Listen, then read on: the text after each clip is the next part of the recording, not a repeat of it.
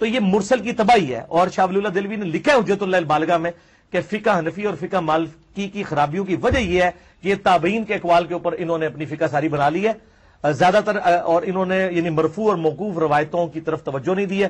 اور جب بعد میں وہ روایتیں نکلی تو ایک انہوں نے کہا ساڑیاں بھی دیزا سن گھوم گئیاں. وہ گمیاں نہیں, وہ ہے ہی نہیں سن بھائی. بسم اللہ الرحمن الرحیم. السلام علیکم دوستو. یہ ہے مشہور ہونے کا ایک آسان نسخہ, شیطانی نسخہ, کہ آپ کسی بہت بڑے محدث کے خلاف بدتمیزی کریں, بد اخلاقی کریں, آپ مشہور ہو جائیں گے. کیونکہ شیطان نے اللہ تبارک و تعالیٰ کے سامنے حضرت آدم علیہ السلام کو سجدہ کرنے سے انکار کیا تو بہت زیادہ مشہور ہوا. تو یہ شیطانی نسخہ ہے جو مرزا جہلمی نے اپنایا ہوا ہے, اماموں کے خلاف, محدثین کے خلاف, فقہا کے خلاف. کبھی کہنا کہ امام مالک سنی ٹنی تھے, کبھی امام احمد بن حنبل کو چیرا دینا, نعوذ باللہ, چیرے کی بات کرنا اور اسے بدتمیزی اور بد اخلاقی کا مظاہرہ کرنا. کبھی امام ابو ہریرہ رضی اللہ تعالیٰ عنہ کے شاگرد امام محمد بن سیرین کو لانتی کہنا, امام بخاری کو رافضی کہنا, اور امام ابو حنیفہ رحمۃ اللہ علیہ کے بارے میں اس طرح کے الفاظ استعمال کرنا کہ ان کی فقہ میں اتنی خرابیاں تھیں, وہ تابعین سے اقوال لیتے تھے.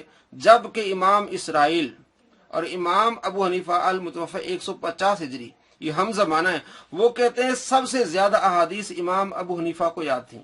تاریخ بغداد جلد نمبر 13 صفحہ نمبر 339 میں امام خطیب بغدادی یہ لکھتے ہیں کہ امام اسرائیل وہ یہ کہتے ہیں کہ سب سے زیادہ احادیث امام ابو حنیفہ کو یاد تھیں. اور کس طرح جھوٹ امام ابو حنیفہ رحمۃ اللہ علیہ کی فقہ پر کہ فقہ حنفی کی خرابیاں ہیں کہ وہ تابعین کے اقوال پر بنی ہیں, مرفوع روایات نہیں, اس میں موقوف روایات نہیں ہیں. جب مرفوع اور موقوف روایات آ گئیں تو یہ کہنے لگے ہمارے پاس بھی حدیثیں بھی گم ہو گئی ہیں. اتنا بڑا جھوٹ, اتنی بڑی مکاری. ایک طرف بڑے بڑے امام ابو حنیفہ ان کی فقہ کے بارے میں یہ کہہ رہے ہیں, اور مرزا جہلمی کس طرح جھوٹ بول رہا ہے اپنے آپ کو مشہور کرنے کے لیے کہ جتنے بڑے امام کے خلاف میں زبان درازی کروں گا اتنا میں مشہور ہوں گا.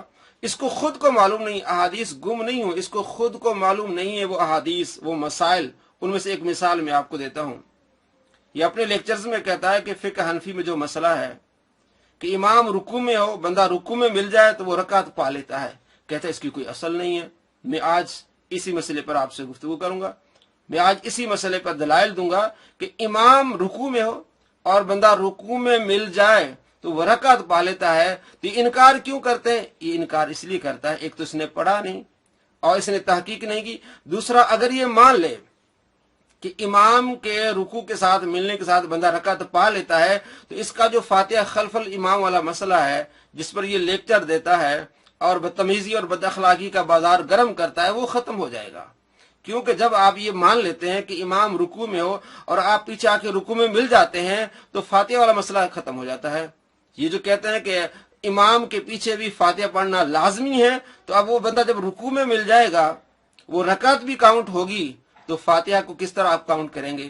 فاتحہ کو آپ کیسے ملائیں گے؟ فاتحہ کے بغیر رکعت مکمل ہو رہی ہے. تو میں آج آپ کو بتا رہا ہوں کہ فاتحہ کے بغیر رکعت مکمل ہو رہی ہے.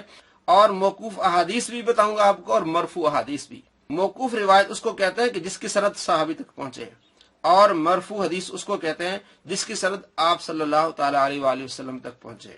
آپ کے سامنے یہ کتاب ہے السنن الکبریٰ للبیہقی, حدیث نمبر 2580, جس میں حضرت عبداللہ بن عمر رضی اللہ تعالیٰ عنہ فرماتے ہیں, یعنی یہ موقوف روایت ہے, کہتے ہیں من ادرک الامام راکعا, جس نے امام کو رکوع کی حالت میں پا لیا, فرکع قبل ان یرفع الامام رأسہ, اگر اس نے رکوع کیا امام کے سر اٹھانے سے پہلے, فقد ادرک تلک الرکعۃ, اس نے وہ رکعت پا لی. یہ حضرت عبداللہ بن عمر رضی اللہ تعالیٰ عنہما کا یہ فتویٰ ہے کہ جو شخص رکوع کی حالت میں امام کو پالے اور یہ بھی پہنچ جائے رکوع میں امام کے سر اٹھانے سے پہلے تو اس نے وہ رکعت پالی. اگلی حدیث بھی السنن الکبریٰ للبیہقی کی حدیث نمبر ہے 2587, جس میں حضرت زید بن وہب واقعہ بیان کرتے ہیں کہ حضرت عبداللہ بن مسعود رضی اللہ تعالیٰ عنہ کے گھر سے ہم نکلے مسجد کی طرف. جب ہم مسجد کے درمیان میں پہنچے تو امام نے رکوع کر لیا, تو حضرت عبداللہ بن مسعود رضی اللہ تعالیٰ عنہ نے بھی رکوع کر لیا اور میں بھی رکوع کیا, اور ہم رکوع کی حالت میں آگے چلے یہاں تک کہ ہم صف کو پہنچے اور امام نے سر اٹھا لیا. नमाज मुकम्मल होने के बाद मैं खड़ा हुआ, मैंने समझा कि मेरी रकात वो छूट गई है।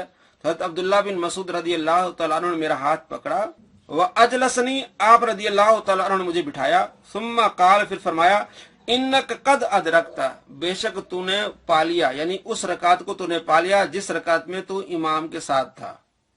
तो हजरत अब्दुल्ला बिन मसूद रदी अल्लाह तआला अन्हु का फतवा, हजरत अब्दुल्ला बिन उमर रदी अल्लाह तआला अन्हु का फतवा यह कि जो शख्स इमाम को हालत रुकू में पाले तो उसने वो रकात पाली।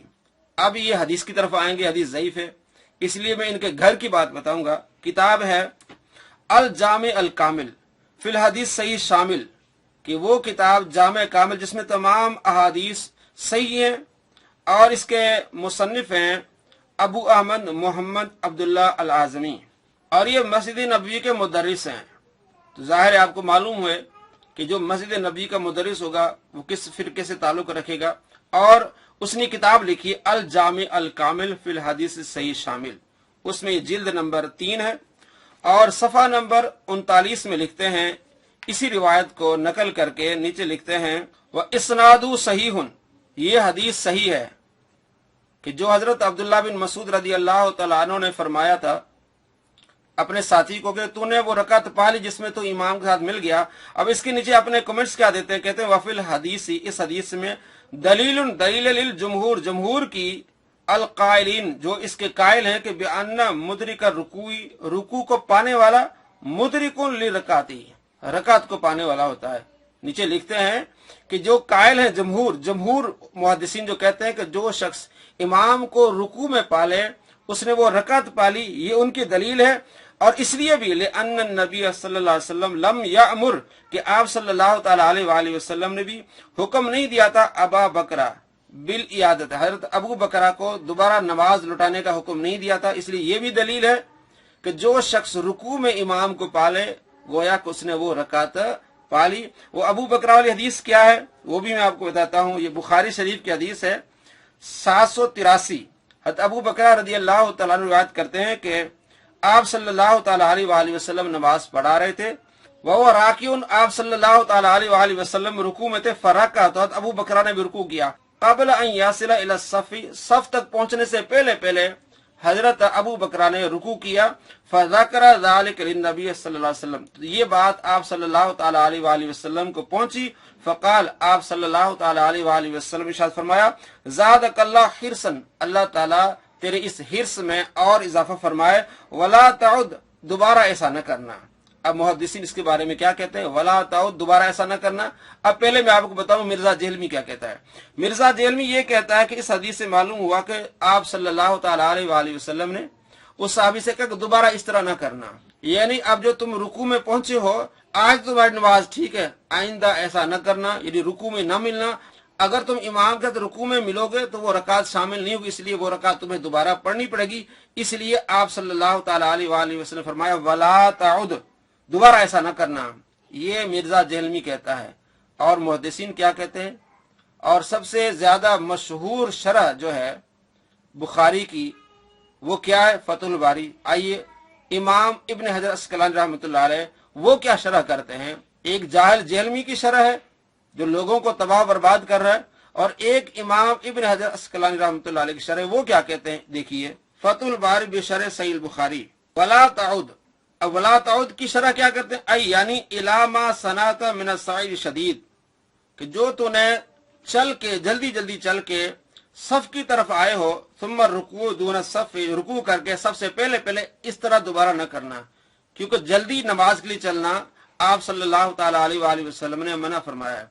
फरमाया वकार और सुकून के साथ नमाज की तरफ आओ। अगर एक रकात भी छूट जाए तो कोई मसला नहीं, उसको पढ़ लेना बाद में, लेकिन नमाज के लिए जब आना है तो सुकून और वकार के साथ आना है। तो वला ताउद का माना इब्न हजर अस्कलानी ये फरमाते हैं कि इलामा सनाता मिन साइल शदीदी, के जल्दी जल्दी दौड़ के नमाज की तरफ न आना। ये है इमाम इब्न हजर अस्कलानी रहमतुल्लाह अलैह की शरह।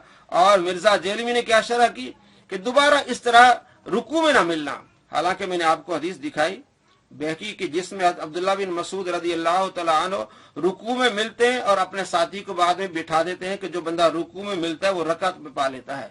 और उसके बारे में क्या कहा, मस्जिद नबी के मुदर्रिस मुहद्दिस ने क्या कहा کہ یہ حدیث صحیح ہے، اسناد صحیح ہونا. یہ ہے مرزا دہلوی کی جہالت کہ اسے خود احادیث کا علم نہیں ہے اور یہ کہہ رہا ہے کہ فقہ حنفی میں جتنے بھی مسائل ہیں وہ تابعین کے اقوال پر بنے ہوئے ہیں. نام نہاد انجینئر محمد علی مرزا خارجی کے ہر جھوٹ کا اب ہم کریں گے علمی پوسٹ مارٹم. اب تعقب کیا جائے گا نام نہاد انجینئر محمد علی مرزا خارجی کے ہر جھوٹ کا. تمام عشاق رسول ہمارا چینل سبسکرائب کرنا مت بھولیے.